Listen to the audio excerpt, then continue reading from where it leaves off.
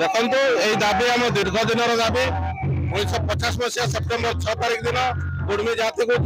जनजाति तालिका सरकार बाद देते केंद्र सरकार बिना नोटिफिकेशन रे बिना कारण रे जाति एसटी तालिका बाद पड़ता से दिन पाखर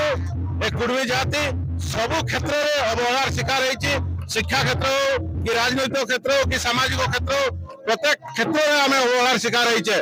तेणु केमिति पुनर्बार सरकार आउे कुर्मी जाति को एसटी तालिका भुक्त सामिल करेंगे सही दाबी नहीं कि आम विभिन्न समय दिल्ली दिल्ली जाए आम